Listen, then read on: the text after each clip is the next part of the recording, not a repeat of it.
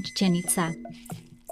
These cities have buildings that were constructed to align with the sun, moon, and the stars. This is the time when Kukulkan, the feathered serpent, slithers down the pyramid of El Castillo in Chichen Itza. Our grandparents tell us that Kukulkan is the cord that connects the earth and the sky.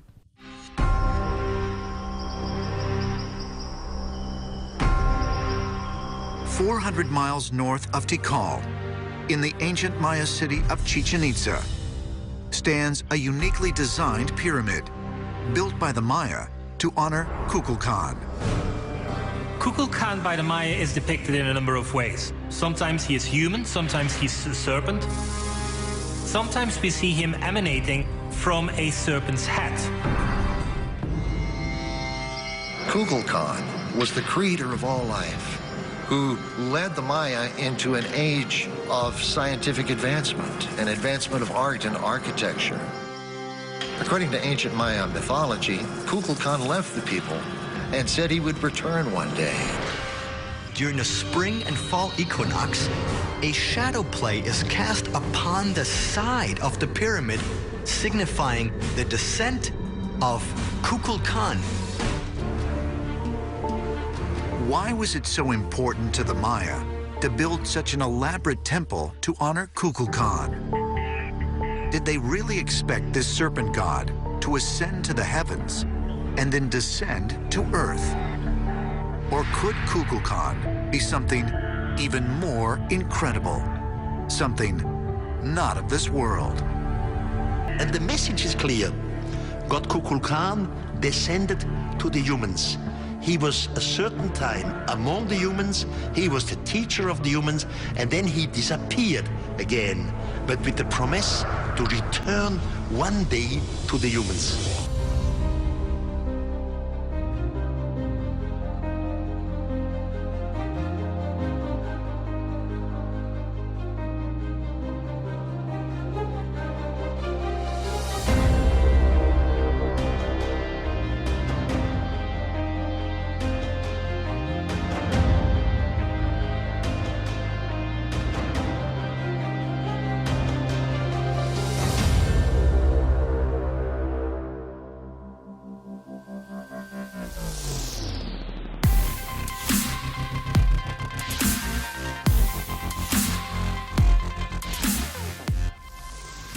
Among the gods of the Maya, Aztec, and Inca, one entity in particular is nearly identical in all of its attributes: the great plumed or feathered serpent.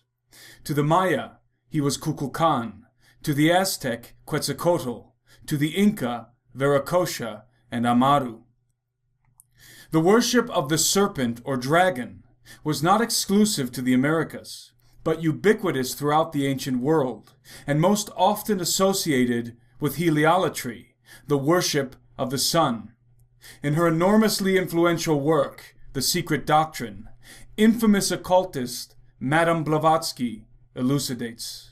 The tradition of the dragon and the sun is echoed in every part of the world, both in its civilized and semi-savage regions. It took rise in the whisperings about secret initiations among the profane, and was established universally through the once universal heliolatrous religion. There was a time when the four parts of the world were covered with a temple sacred to the sun and the dragon. But the cult is now preserved mostly in China and the Buddhist countries.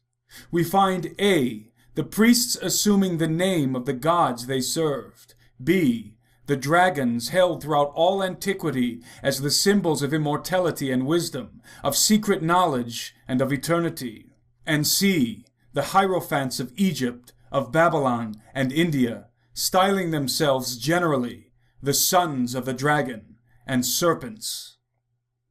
The ancients living in the great civilizations of antiquity were not stupid. Contrary to contemporary notions, they did not literally worship the sun and the serpent, but instead the philosophy and deity they symbolized.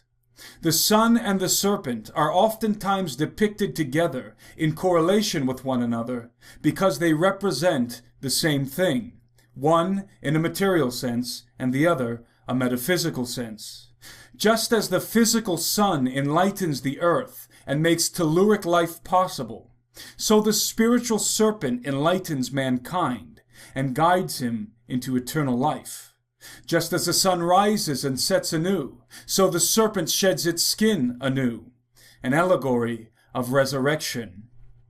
Above all, the sun and the serpent signify enlightenment and apotheosis, the tree of knowledge, pointing irrefutably to one notorious character. Then the serpent said to the woman, "You will not surely die, for God knows that in the day you eat of it, your eyes will be opened, and you will be like God, knowing good and evil." So when the woman saw that the tree was good for food, that it was pleasant to the eyes, and a tree desirable to make one wise, she took of its fruit and ate. She also gave to her husband with her, and he ate. Then the eyes of both of them were opened.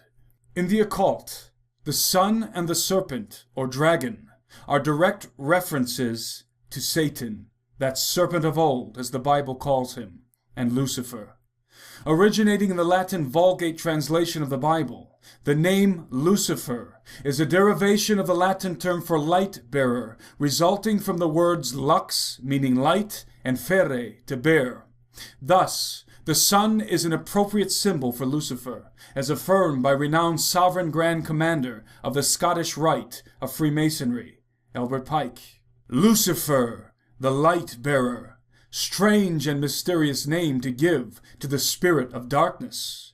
Lucifer, the son of the morning, is it he who bears the light, and with its splendors intolerable, blinds feeble, sensual, or selfish souls? Doubt it not, for traditions are full of divine revelations and inspirations, and inspiration is not of one age, nor of one creed. In accordance with occultic tradition, the plumed serpent gods of the Maya, Aztec, and Inca all symbolized enlightenment, resurrection, and eternal life.